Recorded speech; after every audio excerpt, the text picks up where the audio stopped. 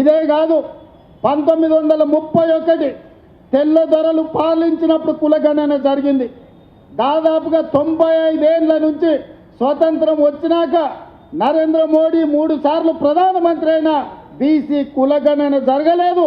ఇవాళ నా రాష్ట్రం తెలంగాణ రాష్ట్రం కాంగ్రెస్ పార్టీ రాహుల్ గాంధీ నేతృత్వంలో ఈరోజు తెలంగాణ రాష్ట్రంలో కులగణన చేసిన ప్రభుత్వం ఈ దేశంలోని ఏకైక ప్రభుత్వం, లెక్కలు తేల్చిన ప్రభుత్వం కాంగ్రెస్ ప్రభుత్వం.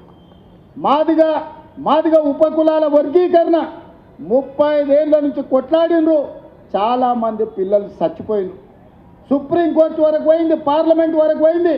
మోడీ గారు కృష్ణా మాదిగను 4 సార్లు కౌగిలించుకున్నాడు, కానీ అది ధృతరాష్ట్ర కౌగిలిగానే మిగిలింది తప్ప మాదిగ ఉపకులాల వర్గీకరణ చేయలే.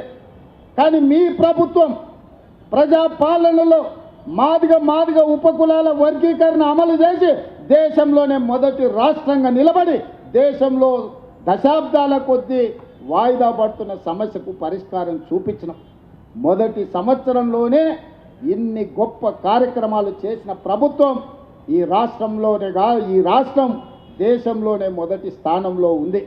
అందుకే మిత్రులారా, ఎవరు ఎన్ని చెప్పినా వాళ్ళు ఏదో వాట్సాప్ యూనివర్సిటీ మోడీ పెడితే సోషల్ మీడియా యూనివర్సిటీ వీడియో కూడా పెట్టింది, అక్రమంగా సంపాదించింది, కొల్లగొట్టింది, వాటిని పెట్టి అబద్ధాలు ప్రచారం చేయాలనుకుంటున్నారు.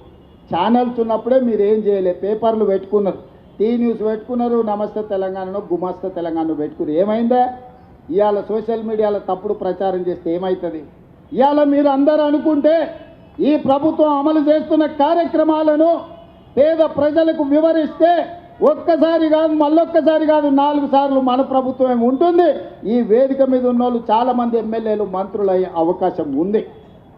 అందుకే మిత్రులారా, ఈరోజు బాధ్యత చేపట్టిన ప్రతి ఒక్క యువజన కాంగ్రెస్ మిత్రుడికి, ఇక్కడికి వచ్చిన వాళ్ళందరికీ మనస్ఫూర్తిగా శుభాకాంక్షలు తెలియజేస్తున్నా.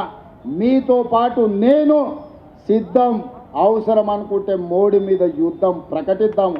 కేంద్రం నుంచి రావాల్సిన నిధులు, కేంద్రం నుంచి రావాల్సిన మంజూరీలు రాలేదు. మనం మెట్రో రైలును ఎక్కడ పెట్టిందో, మన రీజనల్ రింగ్ రోడ్ ఎక్కడ పోయింది? ఇవాళ మూసీ రివర్ అభివృద్ధి కోసం ₹1 నిధులు ఇస్తలేడు.